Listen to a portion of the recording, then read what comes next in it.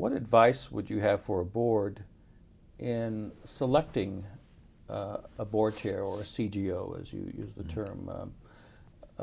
Particular qualities or things to look for that are likely to be most helpful?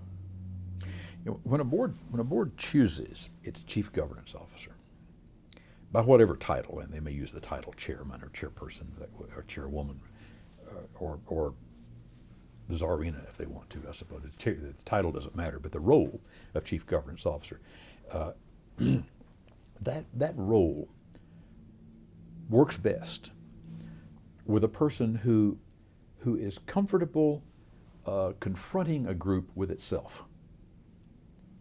Not bossing the group, but saying, look, this board decided not to dictate this kind of thing to the staff, but to leave them the freedom about that. And yet our discussion right now is as if we're doing that. Do you want to change the rule, or do you want to get back in line about what we said we'd do? It's like you're confronting the board with its own decisions. It's not that the board has to be the board the chair says the board should be.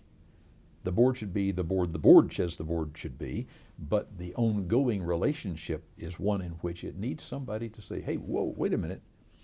Now, that's a dangerous way to put it in one way, and here's why it's dangerous. Even though I said it's dangerous.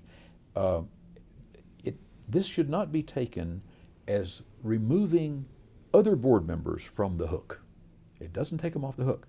Every board member, because they have equal authority, they have equal accountability for the total.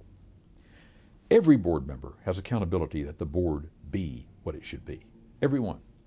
Which means if the board's off topic or doing things that said he would not get into, every hand that does not go in the air to say, hey, wait a minute, we're off track, is culpable.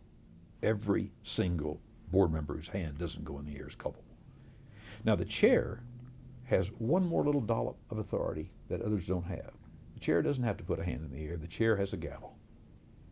The chair can say, stop, right now. And I'm saying stop not out of my own authority, but out of your authority that you shared with me in a very specific statement of what authority I have. So the role of a chair is somebody who can play that role well without slipping into Mr. or Ms. Dictator or slipping into Mr. or Ms. Milquetoast. And the board needs somebody in the middle of those two things. So you need somebody smart enough to do it, strong enough or assertive enough to do it, and someone who sees the board as very clearly his or her boss.